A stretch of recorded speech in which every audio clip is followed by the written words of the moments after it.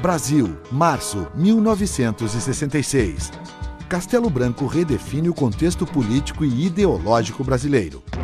O militarismo estabelece suas diretrizes, atuando com força em todos os segmentos da sociedade. Prepara-se uma nova Constituição. Eleições indiretas para governadores de estados são estabelecidas. A Lei de Segurança Nacional determina a conduta de uma população coagida.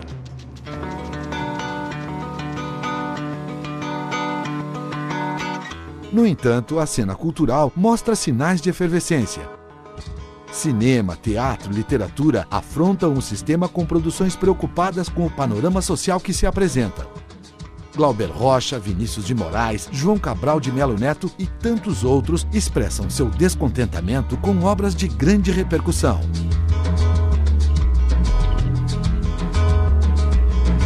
Na educação, a Lei de Diretrizes e Bases busca garantir a implantação da ideologia governamental. Modelos que se opõem ao sistema são destruídos e seus representantes exilados. A juventude universitária encontra referência na filosofia europeia, de caráter personalista, na busca por algo que lhe redirecione.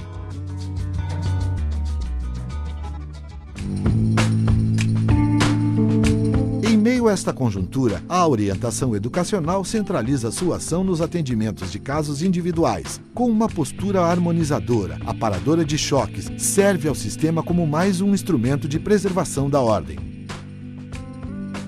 Porém, um grupo de resistência vê a necessidade de unir-se em torno de seus ideais para intercâmbio e análise dos problemas de sua classe. Bem, eu estava terminando o curso de orientação educacional lá na Universidade Federal do Rio Grande do Sul e fiquei sabendo que havia muitos orientadores formados e que havia necessidade de uma reunião para a gente conversar. Então eu botei algumas vezes no jornal, no Correio do Povo, no antigo Correio do Povo, isto foi mais ou menos 36 anos atrás. Eu convidava os orientadores da capital para uma reunião numa sala determinada do Colégio Rosário. Para quê? Eu tenho esta ideia de nós conversarmos e, quem sabe, fundarmos uma instituição, um nome que se decidir, para que a gente possa discutir os problemas da classe.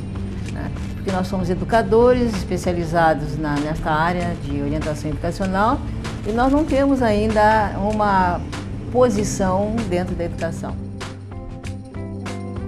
9 de março de 1966, nasce a AOERGS.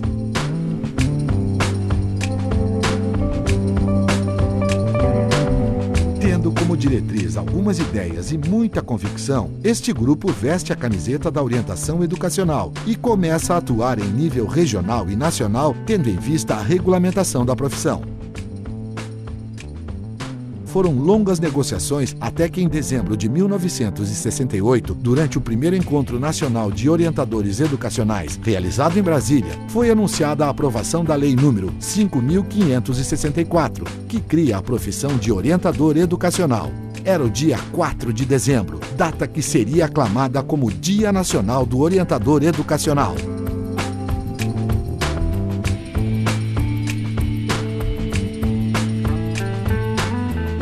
Três anos mais tarde, em Porto Alegre, a orientação educacional ganha uma entidade nacional que busca integrar os movimentos de orientação em todo o país, a FENOE.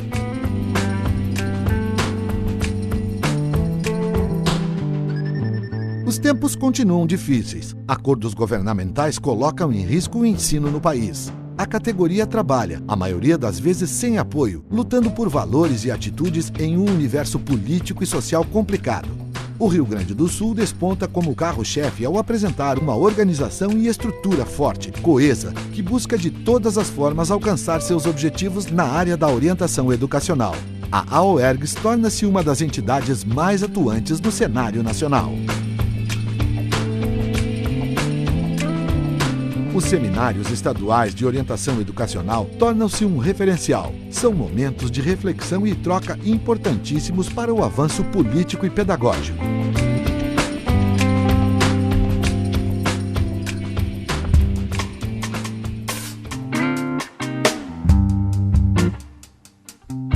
A A entidade aos poucos vai crescendo. De sua sede provisória no Colégio Pio XII, passa para uma sala própria no centro de Porto Alegre. Começam a surgir núcleos no interior do estado e em 1977 é lançado o primeiro número da revista Prospectiva. Como era época de ditadura, ela não podia circular publicamente como nós queríamos. Então nós fizemos um primeiro modelo para ir para a censura. Depois certos artigos que foram para a censura, eles não foram publicados e foram publicados outros. Então a Prospectiva acompanhou a evolução social e se tornou um instrumento de mudança da ideologia do orientador educacional e da própria face da orientação educacional. Agora, a orientação educacional tem um forte aliado. A revista Prospectiva surge como um instrumento para unir todo o país em prol do desenvolvimento de uma educação de qualidade. No ano de 1981, a AOERGS tem participação fundamental no primeiro provimento de cargos do governo estadual, que integrou os orientadores no plano de carreira do magistério como especialistas em educação.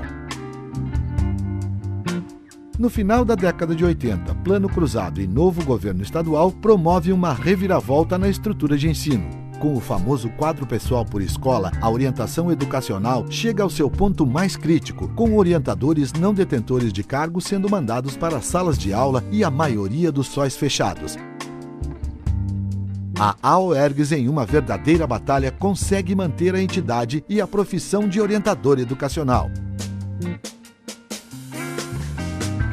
A AOERGS manteve ao longo de sua história sintonia com a sociedade em suas mais diversas lutas. Tanto no campo político-social, a entidade sempre buscou tomar partido e se fez presente em momentos importantes para a concretização de um sistema mais justo e digno.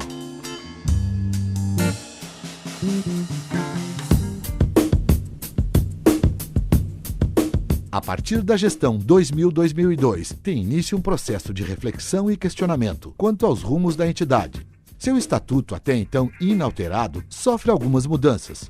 Opta-se por algo mais democrático, com maior participação do associado. Acaba a tradicional hierarquia presidencial e é instituída uma diretoria colegiada, responsável pela condução da instituição.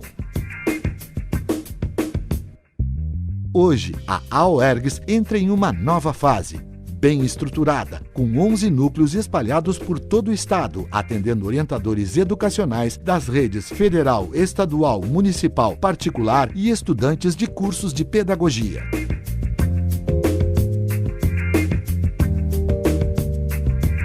A AOERGS tem agido hoje como nosso sindicato.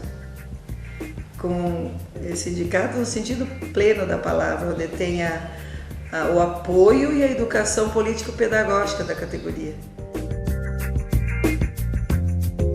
Preocupada cada vez mais com a qualidade profissional da classe, publica desde 1997 os cadernos de orientação educacional, repassando o conteúdo dos cursos Produção de Vida e Sentidos a todos os orientadores educacionais e demais profissionais da educação. Já o boletim informativo Prenúncio chega à casa do associado de 2 em 2 meses, mantendo um contato direto da entidade com os seus sócios.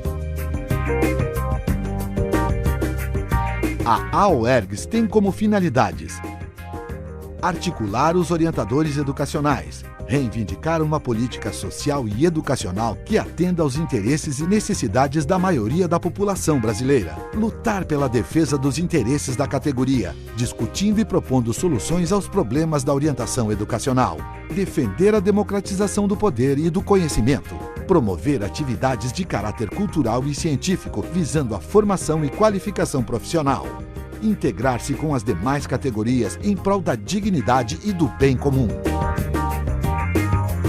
Acredito que a AOERGS tem, para a orientação educacional, um valor mais do que significativo em termos da sua história, da sua vivência, da sua experiência.